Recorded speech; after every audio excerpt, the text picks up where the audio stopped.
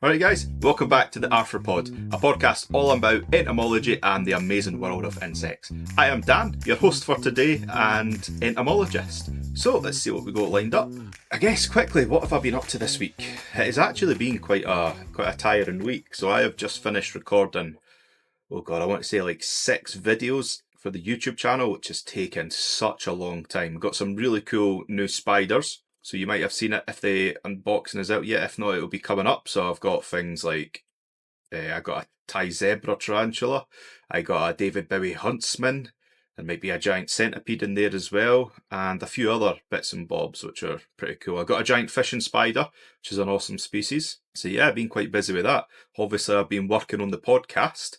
I am now a contributing writer for Entobites, which is a Entomology magazine, which is pretty cool. So I'm trying to get my first article finished for that. And I am about to go back to school. In fact, when this podcast releases, I will likely be back teaching. So I'll be quite a bit busier again. So I'm going to have to start thinking about how I'm splitting up my weeks and how I'm releasing videos and stuff. I might move to a schedule where I'm doing the podcast bi-weekly and a video on YouTube bi-weekly. So there'll be something out every week, but it'll just kind of change what it is. And another thing, actually, if anybody is going to the Scottish Invert Show in Glasgow on, I believe, the 31st of this month, you might see me there in the Clan of Critters logo. So I will be recording my own video, but I will also be recording the official video for Inverts UK. So Scott from Scott's Inverts reached out to me and asked if I'd be willing to do that. So I think that's something I'm going to do this year, which will be quite cool. So I'll be interviewing some of the stall holders, and I will also be interviewing some people just at the Invert Show. So if you want a wee interview, come along and catch me, and we'll see about getting some questions asked and recording some stuff with you. Just pretty cool. It's quite exciting, all this going on. There is a lot going on at the moment, but it's quite exciting. It is very tiring though. So yeah, let's go on to our first segment. So we're going to start a little bit of a new segment. So we are going to look at what is new and in insect news. And there has been quite a few cool one in the last week. So this comes from a Guardian article, and it is titled Supersized Stick Insect Discovered in High Altitude Trees in Australia. It's quite cool. So we're going to have a wee read of it and then see what we think. So, the 40 centimetre long insect named Acrophila alta weighs slightly less than a golf ball and may be the heaviest insect in Australia. That is actually truly a heavy insect, especially for a stick insect. That is one beefy boy. Beefy female, actually. It looks like a female from this photo. It's not always easy to tell with stick insects, but sometimes you could tell looking at the wings and stuff, and I think this one looks like it might be a female, but I'm sure we'll find it in the article. A newly discovered stick insect, which weighs slightly less than a golf ball, may be the heaviest insect in Australia, scientists say. The 40 centimetre long new species, named Acrophila alta, was found in the high altitudes of the Atherton tablelands in North Queensland, and scientists said the habitat could be part of the reason for its large size. A peer-reviewed study documenting the discovery, published in Zootaxa Journal, noted that stick insect was likely heavier than the giant burrowing cockroach, which is endemic to Queensland and is at present the heaviest insect in Australia. James Cook University researcher Professor Angus Emmett said a social media post helped with the discovery. Emmett said his co-author on the study, Ross Coupland, was sent a photo of a stick insect and immediately thought that it might be something new.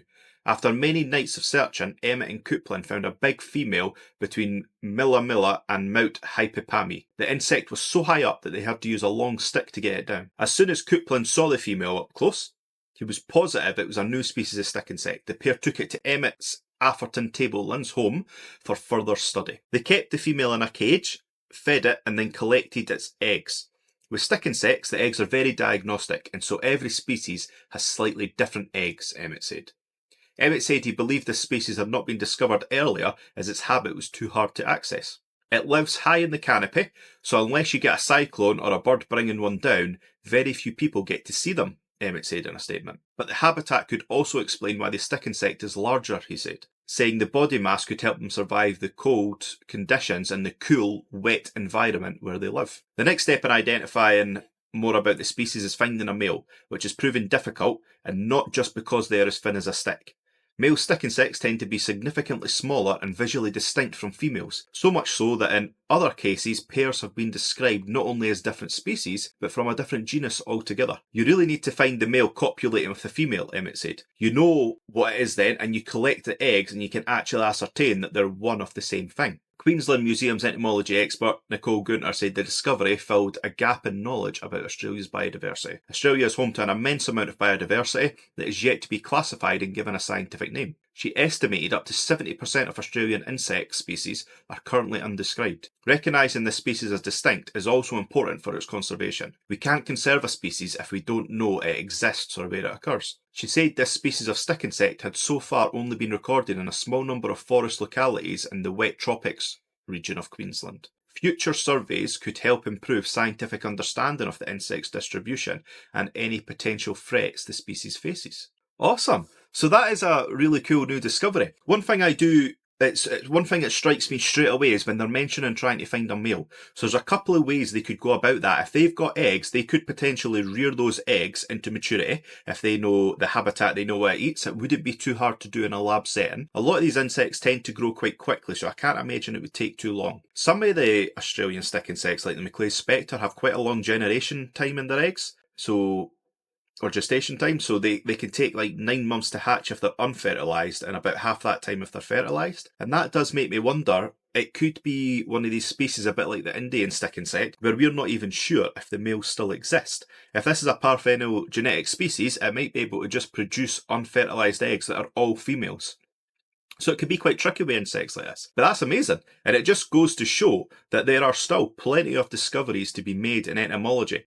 This is a stick insect, so the picture I've got here, it is the length of the guy's forearm. It is a massive stick insect, so for that never to have been recorded before, that actually gives some good insight into how little we know about some of these insects. I mean, you got someone from the university there saying that up to 70% of these insect species might not be described at all, which is really cool. So if you're looking to make your name describing a species, maybe Australia is one of the places to go. Especially these wet tropical regions, these tend to be mega diverse, full of lots of animals. And in fact, the two species that I am in the process of describing come from mega diverse habitats. So they come from the Amazon, another wet tropical region. So definitely a place to look for insects. Awesome. So now we are going to jump into kind of the main topic for this podcast, and that is revolving around a question that I've been getting asked quite a lot recently, and that is, how do I become an entomologist? So we're going to look at some of the pathways, talk about some of the options for getting into this now. So first we're going to look at the typical path. So this tends to start in around high school. So you might decide, you know what, I am actually quite interested in biological sciences. I am interested in entomology or conservation, genetics, anything like that. There are 3 main qualifications if you are in the high school part of your journey that you want to pick up. The first one, obviously, being a biological science. So you want to pick up biology. You want to get at the highest level, ideally, that you can achieve while at high school. So in Scotland, that's going to be something like higher or advanced higher. In England, I believe it's going to be A-level. So just find out what it is. Ask your biology teacher, your science teacher, and get some advice from them maybe. The other 2 qualifications that you're going to need are maths and English at high levels. The reason for that is when you're doing your undergraduate degree, so university will be the next step we'll talk about, you need to prove that you're able to communicate science in a clear fashion, which is where English comes in. But when you're doing research, you're going to end up with a whole bunch of data and you need to be able to analyse the statistics of that. So this is where maths comes in. These are kind of just evidence to show that you're able to move into this undergraduate degree and have a good chance at completing it. So with that then, it brings us on to university. So after you've got those qualifications, what you'll then do is likely go to university. Now obviously at university you want to study something like, you want to study a biological science of some type. I would recommend one of the applied sciences. So biology can be a good course, but it can sometimes be not that great for getting into fields like entomology because it can be quite niche and looking into stuff like cell biology and cancer biology and things. What you want is something that aligns more with entomology. So if your uni has an entomological course, that's a good one to go. You just need to remember that really does almost shoehorn you into being an entomologist. So you won't have many other options out of that. What I would really suggest is looking at a zoology course. So zoology is known for being one of the hardest courses you can study at university. One of the famous things about zoology is quite often the reading lists add up to being more than the time you have spare in a year. So not including the time where you're actually at university, if you take all your other spare time, weekends, after school, and still putting in like your average sleep, the reading lists are normally require more hours than is left in the year, which is crazy. So you have to kind of pick what it is you're going to work in on. When you're doing a course like zoology, it's really important that you pick your modules that are going to align towards entomology though. So one of the other good things about a zoology course is that it has a wide array of modules you can choose from, so you can really start to pick a path. You want to be picking things like invertebrate biology. For example, one of the modules I done was advances in invertebrate zoology, so looking at cutting edge science and inverts. Things like parasitology can be really good because it tends to be invertebrate science that we're focusing on with parasites. Things like conservation genetics are really good because whenever you're studying entomology, you're going to have probably quite a lot of emphasis on the ecology of these animals and how it plays into conservation. And on that, ecology modules are really good. So anything that looks at these animals in situ is really good. The other option is kind of what I done. You can also go down a little bit more of a genetics route. So I took genetics, I took conservation genetics. And when I was working with invertebrates, it was looking at really the genetics of the animal. So for my undergrad, I was looking at mate choice in a species of Arthropod, which is a freshwater invertebrate, and I was starting to predict how some genetic trends might arise from some of the choices that were made in that. So there is ways to kind of shoehorn it into entomology, but if you can pick something like an entomology course or an entomology module, that is going to be perfect for you. Quite often, after you've finished your undergraduate, what you're then going to do is move on to a postgraduate. So in my case, again, I went and studied my Master's in Research. So my research project for this one was looking at a parasite that infected freshwater invertebrates, and I was looking at genetic techniques to be able to identify that parasite in the field.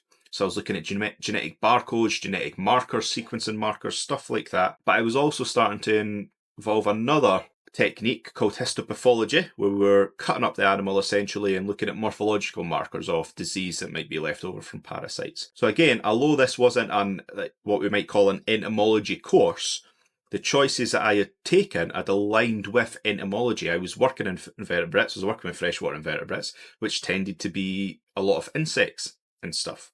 So you would pick your masters. The good thing about masters is you spend a lot of the time doing your dissertation, which is kind of like your big final end of piece work. It's almost like a scientific paper you're writing in a sense, and you can choose your project for that. So sometimes you might sign up for a particular project with a supervisor, so it might be already decided what you're going to do. In my case, my MRes, it was me that decided it. So I chose the project, I worked on it, and I got all the funding and stuff for it. So I was able to make sure that it was an entomology course I was going with. So if you've got an idea for a master's or even an undergraduate dissertation, find out who in your university is involved in entomological sciences and go to them with this dissertation. For one, it looks brilliant on CVs that you've set up your own. And two, word gets around academic communities. So your lecturer might decide, or your tutor might decide, you know what, they were actually really good, I'm going to invite them back for a master's. Or they might say, you know what, I know this other lecturer just down the hall is working on something similar. I think it'd be good to get you in talks with them. So it's a good way to go through it. Generally, after your master's or even sometimes after your undergraduate, what you'd want to do is pursue a PhD. So a doctorate in philosophy for a subject. For this, it really is going to be about the research you're doing. So you need to pick one that revolves around entomology in some way, or at the very least, invertebrate science. This is going to take you between 2 and 6 years, depending on the pathway you take, whether you go full-time, whether you go part-time. Generally, even a full-time one will take 3 or 4 years, part-time between kind of 4 and 6 years. After you've done that, then it opens up a little bit more for you in terms of jobs. A common one is to go from a PhD into a postdoctoral position. So that's where you've got your PhD, you've gained it, you've shown that you're a specialist in the subject, you're essentially an expert in the subject, and you move on to a postdoctoral position where you get maybe like 3 years funding on a project. And generally for that, you'll be working on another person's research. Once those 3 years are up and that funding is up, you would then need to look for another job or start to move into maybe looking at your own research, which is where you might think about, applying for lecturer positions in universities. So one of the cool things with that is you'll be teaching the next generation, so you can try and kind of push entomology onto them. But also you will get likely your own lab, and you'll start applying for funding for your own subject, so you can start doing your own research, your own topics, which is really cool. Then obviously through that you can move up into professorship and things like that. Now that isn't the only way, that is kind of the strict academic route into becoming an entomologist. So for me, I stopped at masters and I done something slightly different. So from my master's degree, I went into kind of more like freelance entomology, where I started doing my own stuff.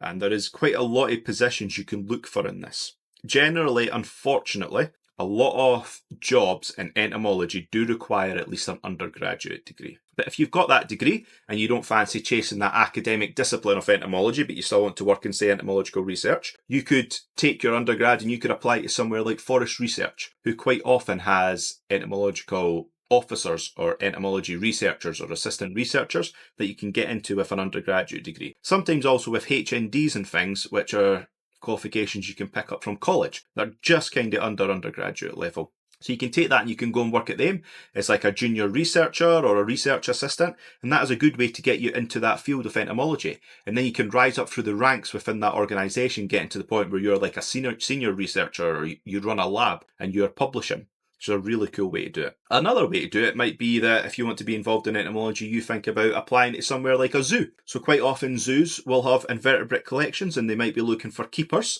And that is a good way to get into the husbandry and housing of these animals, taking care of them rather than really looking at kind of the more academic research background. But that is definitely a job in entomology. You might also be looking at working for charities or even volunteering for charities. So something like the Royal Coleopterist Society, where you might be identifying and sampling different beetles around the country. You could also look at becoming a county recorder. So once your ID skills get really sharp, really good, you can apply to be the person who, whenever there's an insect found in your area, they will likely send you a photo or something, you will ID it, and then you'll be in charge of keeping a spreadsheet filled with all the different species that have been found or cited or recorded and ID'd in your area, which is pretty cool. And you could also look at things like museums. Perhaps you've got an undergraduate degree, you can maybe go and work as like an assistant curator or a curator at a museum where you're looking after the samples that are set in. So a couple of the insects that I have, as I was mentioning earlier, that I'm going to be describing likely as new species, they are held at the National History Museum in London, and they are in an insect collection until we can have another specialist come along and morphologically ID them, just to make sure that it's not something that's been described before. So you can maybe do something like that, and you could be a visiting entomologist. So one of the things I done is I went into freelance entomology. So I am moving around places trying to pick up bits of entomological work, normally on a short-term basis, where I'm completing projects and I'm moving on to the next one, which I love because it gives me a lot of freedom in what I can decide to do. I have also, as I mentioned earlier, I've started writing for a magazine. I'm a contributing writer for Entobites, an online entomology magazine, which I would still class as being within the field of entomology, because I'm looking at the new research and I'm trying to communicate that to a new audience. So maybe science communication is another way you could get into this work as an entomologist. So there is a lot of ways to go. The general one is moving through academic levels into research, but there is a bunch of other pathways you can work on. In terms of just general tips, how to get into it, the best tip I can give you is to go outside, catch insects and identify them. You can do this really cheaply. If you get yourself a little sweep net, you might see my nets hanging up behind me here, I've got a couple. If you get yourself a little sweep net, the Doncaster and Watkins series are really good. You can get a beginner sweep net for like 17 quid, about 20 quid including postage. And that is a brilliant place to start because you can use it for both sweeping through grass, which is where you go along with your net and you run it through the grass back and forth and then you have a look at what's in it and identify it. Or you can use it just like a general catch net. If you're looking for a good catch net, get yourself something like a kite net, which is a big net I've got hanging up behind me, which is brilliant for catching stuff like butterflies and flies and Hymenoptera and other flying things around. So do that, get yourself some little pots, something that you can store them in, catch some insects and identify them. This is Unfortunately, this one I've picked up as a euthanizing jar, so this is for killing the insects when you catch them. But that brings us into actually, you might want to start pinning your insects. So once you've identified them, you might euthanize them, and then you pin them into displays, and you start recording a catalogue of the insects you can find in certain areas, which is a good way to go. But yeah, definitely get yourself some equipment, catch some insects and identify them. That ID skill will let you get into quite a lot of jobs if there's anywhere looking for a recorder, or if there's anywhere looking for someone to go out and maybe do field work where they're collecting insects for somebody. The ability to trap, collect, catch and ID insects is a really, really strong skill to have in entomology. And one of the other things is people coming just out of university and stuff don't generally have those skills. They've got the academic background, but they don't have the field skills yet. So if you can get up on those field skills, that might be a little step ahead you have to the guys coming out of university with those letters and stuff behind their name. I think in the future, I will make a video on all the different types of equipment that you can get to start in entomology. And maybe I'll look at like just showing people how to make a little beginner set, making stuff like your euthanizing jars, your relaxing chambers, how to get a net, how to store your net, how to look after it, like what you might need to take out with you, even good field guides. Get yourself a good field guide for your area, and that's going to let you identify the vast majority of insects and stuff you will find in an area. So for the next little section, I have got some common questions that have been asked on Discord, or I have seen in some other entomological forums that we're going to quickly go through. So the first one is, do you need a degree to study insects? That seems to be one of the most common questions. And as we're going over, you don't really. You can do, or you can be involved in a lot of entomological research without having a degree if your ID skills are very, very good. If you can practice those ID skills, you can get involved in this. Also, some college qualifications will allow you to get into that field, at least at a kind of preliminary beginner level.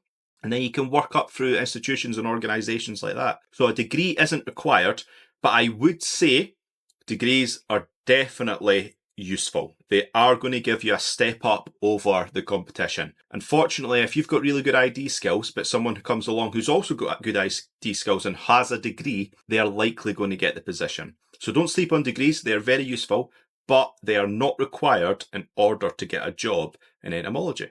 The next one here is, what jobs can you get with a background in entomology? So we've kind of talked about some of the research jobs and maybe something like a county recorder, but there is a whole bunch of other jobs you can get. Stuff like agriculture and entoagriculture is becoming really popular. They reckon by 2050, the main source of protein in most kind of like ready meal style mixes will come from insects, whether it's, ground up mealworms or something like that. A large amount of the protein is going to be insect protein. So there's going to be massive, massive opportunities in entoagriculture soon. Also things like medicine. If you are perhaps collecting some insects in remote areas and things, they might be useful for medicinal approaches. They might be able to excrete enzymes or something that is highly prized in medicine. So perhaps if you're farming these animals, you might be able to offer stuff like that. Perhaps it could be that you are a collector, so you could go out and collect samples that researchers are looking for and send them back to a lab. So there is some ethical considerations with a few of these things, especially when you are collecting insects and sending them away. Perhaps you could work in more like a tourism situation, so you could be doing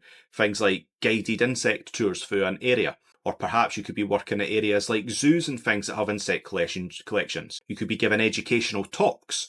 You could be a communicator or a science communicator in entomology. My background in entomology, I used to get into teaching biology at high school, so I love to bring that up. Perhaps you could be visiting schools with collections that you house and teaching some of these kids about stuff. So there is a whole wide variety of jobs that you can get with a background in entomology. It can actually be quite a versatile background, depending on what you're looking at and what you would like to do.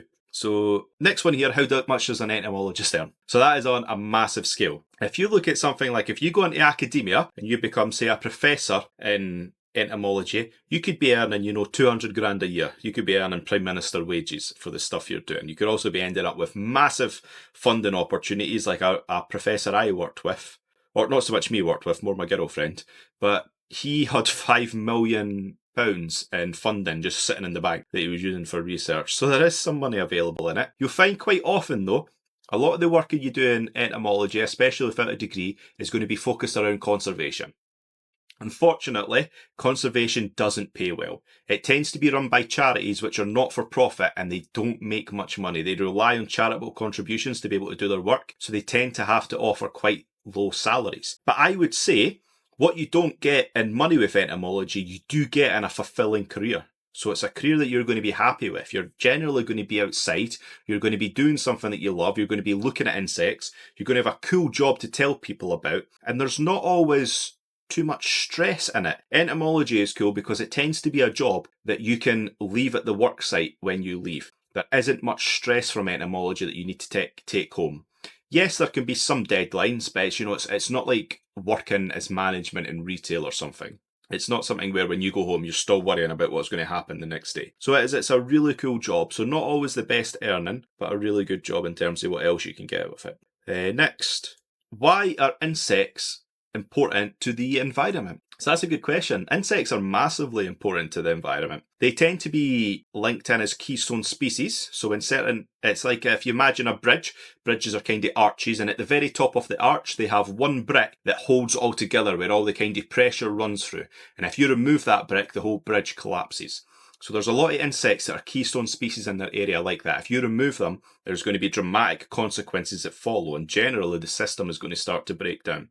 So things like we've all heard about what's going to happen if honeybees disappear. Honeybees are one of my favourite examples because if honeybees were to disappear from the UK, it wouldn't be that much of an issue. They're not massive pollinators, they're not even native to the UK. But there is some other things. If some of our wasps disappeared, that would be massively detrimental. Wasps in the UK tend to be involved in more pollination than a lot of the other things. Our beetles as well, we've got a lot of beetles that deal with it, much more than our bees and our bumblebees and things do. If these wasps were to disappear, we would see a massive decrease in pollination of some wildflowers, but we would also see a massive boom in the population of certain pest species that the wasps prey upon. So a lot of wasps will catch certain larvae and things and take them back to their nest for the wasps' larvae to feed on. So if you lose these insects, you start to disrupt whole ecosystems, and suddenly you might have, caterpillars taking over entire crop areas. You might have them eating brambles to nothing where they can't photosynthesize, and we're losing entire patches of plants and stuff. So insects are really important because the way they interact with the environment is immense. Although they're just little things, there is so many of them that if we lose them, it will have massive, massive consequences on everything that happens. And also, insects tend to be one of the ones that humans are kind of at odds with. So it's one of the ones we see as pests. It's one of the ones that get involved in a lot of the crops and stuff we're going with. So people do try to get rid of them. So we need to be really vigilant that they're not using methods that are going to harm untargeted species or species that are maybe at risk of decline. So they're really, really important to the environment, and we need to make sure we chase that. And they are so important because they hold so many systems together. They interact with so many different systems that if we remove them, it's going to have a negative impact on a lot, and that's going to end up in being a catastrophic failure at some point. So the next one, how do you start an insect collection ethically? So this is kind of one that I've had to struggle with recently, and it's how do you do it ethically? So at the end of the day, if you're starting an insect collection, especially if you're looking at native insects and it's not you're buying hobby bred insects or something like with my tarantulas, then what you're going to be doing is removing animals from the wild. And the question is, can you really do that ethically? So you can do it in a way that isn't as traumatic to the animal, doesn't cause as much harm, but at the end of the day, you're still killing something, so you've got to grapple with that moral dilemma of ending a life. But also, you are removing a species from the environment that might potentially be very important to that environment. And although it might seem like, I'm only taking one insect from my collection, but if entomology and amateur entomology gets quite popular, then there's going to be a lot of people taking some insects from a collection, from a natural habitat. And if you think about something like the violet click beetle, which is very endangered, it's very rare, it's found in a rare habitat, taking one of those out of the system could be massively detrimental to that overall population. So it's hard to say, is there an ethical way to do it? I think there is. I think what you do is you start with common species. You start with species that are in abundance, and you make sure you identify any insects before you euthanize them to add them to a collection. Your collection could also be a spreadsheet. So there's nothing to say that your collection needs to be, preserved specimens anymore. Cameras are very good. Cameras on phones can take very good pictures. You could create a spreadsheet where you identify an insect, you photograph it, you add it to the spreadsheet, and then you release it. And that's probably a good ethical way to start what might be seen as a collection without having to have the specimens. If you're set on having 9 specimens, you're going to need a few things. You're going to need a good net for catching them, or some sort of sampling equipment like Cerber samplers and Malaise traps. You're going to need a bunch of jars for collecting the specimens on site. in situ. And you're going to need something like a euthanizing jar, like what I had earlier, to euthanize them. You're also going to need stuff like relaxing chambers, so once you get them back, you can relax them. You're going to need pinning boards and a bunch of pins, so you can pin them out into the little fancy displays that we see. You're also going to need something to house those pinned animals. You're going to need little cards that you essentially pin them to, where you write the species and stuff on them, and quite a lot of the time the location. So having something like a GPS is also good for this. So it can be quite a high startup cost actually to collect these specimens. It can also be quite low. You could do it as something just as simple as, if you've got a airtight box, you can throw some rice in there, you can put in a little bit of foam and you can pin your insects to it, and just a little piece of paper you can write on what the species is and where you found it. But yeah, getting back to the ethical thing, I think the best way to do it ethically is to only collect common species that you've already identified, or consider doing a collection which is more like an online one with photos and stuff. Next question. Where can I find insects to study? So that is one of the amazing things about insects. Insects are everywhere. No matter where you look, you will find insects. You could probably find quite a few species by just sampling insects that you find in your home. And you don't have to limit to insects. You could do a lot of invertebrates, like there'll be a lot of spiders and things, arachnids that you can find in your home are quite good to look at. Gardens are a good place to survey. So every year there's something I can't remember what it is it the Great Butterfly Survey? Something like that, where it asks you to just sit down for 15 minutes and survey all the butterflies you see flying past you. So there's always going to be butterflies moving around the place. They're a good place to start, and you will find them in your garden. Again, if you're going to get into lepidopterans, moths are so abundant, they are so diverse, they're biodiverse, and if you go out at night with a torch, you will attract a magnitude of moths. And if you've got just a sweep net, you can hold the torch up, bang, you can sweep them into the net, and then you've got a whole bunch of animals to sample. Cool thing about that is you can also just fold your net over and check them in the morning. You could also set up like a moth trap, where you got one of the ones that's in a little box and you plug it in and leave it in your garden overnight and come back and check it in the morning. You could set up an old bed sheet on a line that you've set over your lawn and then just shine a torch at it for a bit. And that would attract loads of moths that you can then put up and sample in the morning. Any local forests or woodlands are going to be amazing for insects. So one of the types of groups that I love are the saprophilic animals. So these are the ones that lifestyles revolve around dead and rotten wood. If you go into the woods with a pry bar or crowbar or something, or even just the claw end of a hammer, and start pulling apart a wooden log, you will find a multitude of animals that you had no idea existed. The only thing about that is you got to consider, this is quite a rare habitat. Do you want to be pulling it apart? But it is so easy to find insects. You can find them anywhere. There's some really cool insects you're going to find at beaches and some of the dune areas and stuff. There's a whole bunch of river side insects. There's a whole bunch of aquatic insects and invertebrates you can study.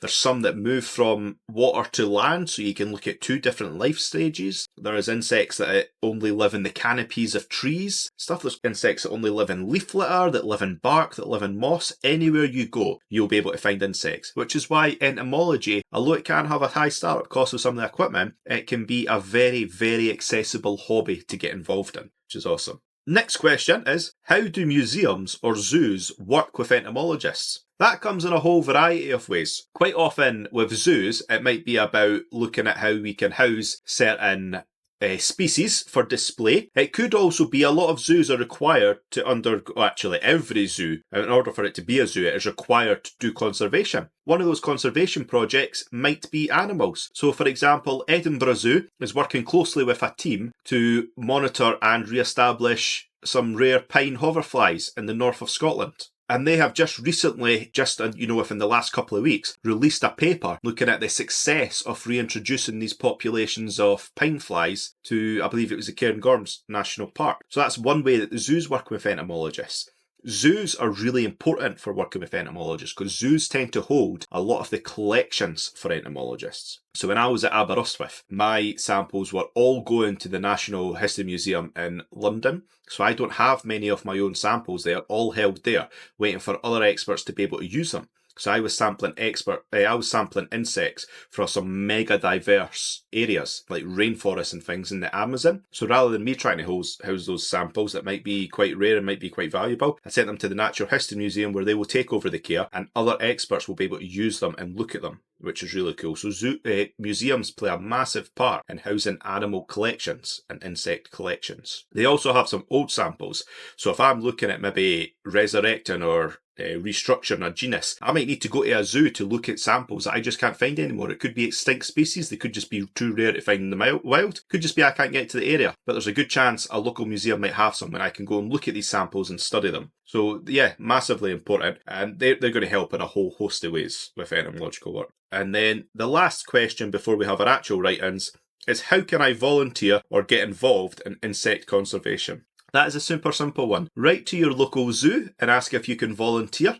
Write to your local organisations like the Butterfly Conservation Network or perhaps the Royal Coleoptera Society. Again, the Royal Entomology Society is a really good one for that. Just write in and ask if they have any positions. Quite often, even if they've not got anything advertised, if you write in and ask, they will try to find something for you. Again, I would try and get in touch with your local county recorder for whatever group it is you like, whether it's the butterflies or the beetles or the wasps, and see if you're able to go out with them and do some surveying. That'll get you a little head start on some of these skills, and those records will likely go towards conservation. So there's some really easy ways you can get involved with that.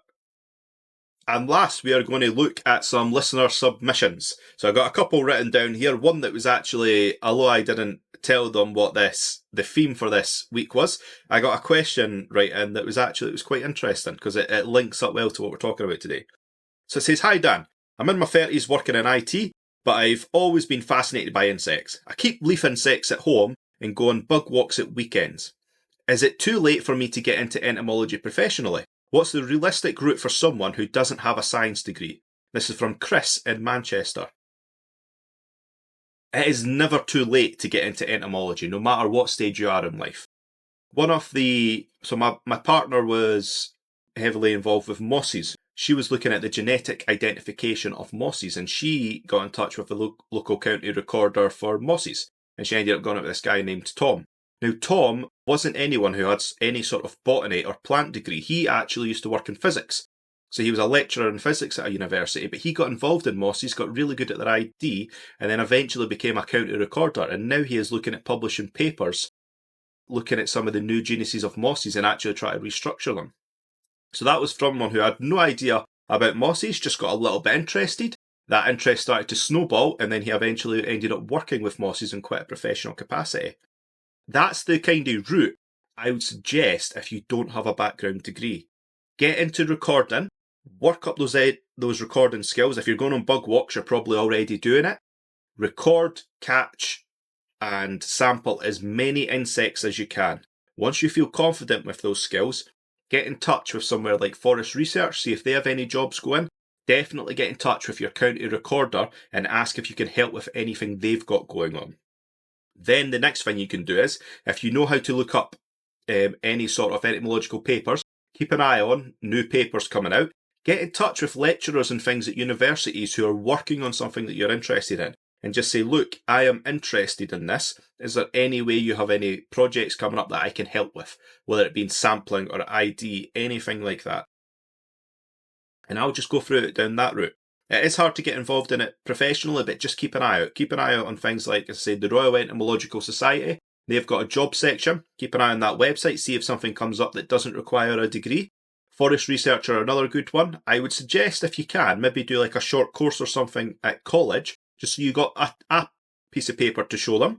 The Centre of Excellence online does a good entomology diploma at like level 3, which again gives you some good CPD points, and it shows that you have a little bit of expertise in this area. Do something like that. Keep an eye on positions because you never know what's going to be up. And I would say don't be afraid to apply. Throw your hat in there and just see what happens. For all you know, they might just decide to offer you an interview, and then you might blow them away with your passion, and suddenly you're now working, as a research assistant at Forest Research, and you are a professional entomologist. So just keep an eye on stuff like that. The next write-in it's more like a bit of a personal story from someone's journey. So it says, "Hi Dan, 5 years ago I bought my first tarantula to get over my fear of spiders. Her name's Fluffy, because given something with 8 legs, a cute name seemed like a good start. Back then I thought I'd stop at 1. Well, 5 years later I have a dedicated spider room, over 30 enclosures, and a complicated spreadsheet to keep track of feeding schedules. I've gone from nervously dropping crickets in with tongs to confidently rehousing faster boreals without breaking a sweat, or at least without too much sweating.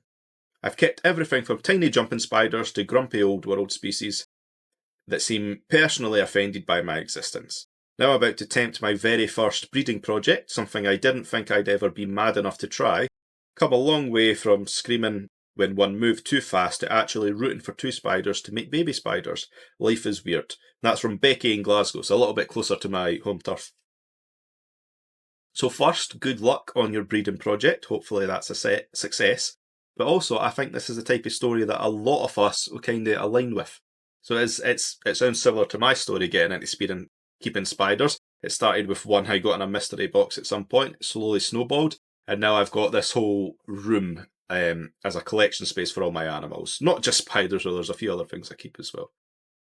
But yeah, it's awesome to see people getting into this hobby because they're maybe afraid of spiders, and it turning that fear around in them, and they're realising that actually these are really cool animals, and definitely animals that are kind of worthy of being alive. We don't need to kill them and crush them whenever we see them.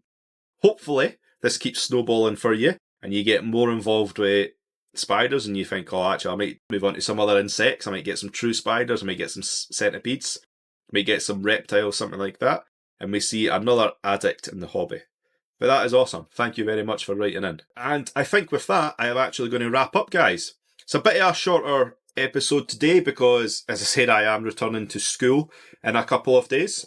I've got to worry about all my editing, and I've got to be ready for all these new bairns coming up and annoying me. So I can't spend too much time on this, even though I'd love to. Recording these podcasts has become one of the highlights of my week. I love doing it. I love getting to talk about entomology and what's kind of going on in my hobby. But hopefully I'll see you guys in the next one. And until next time, cheerio and rasta.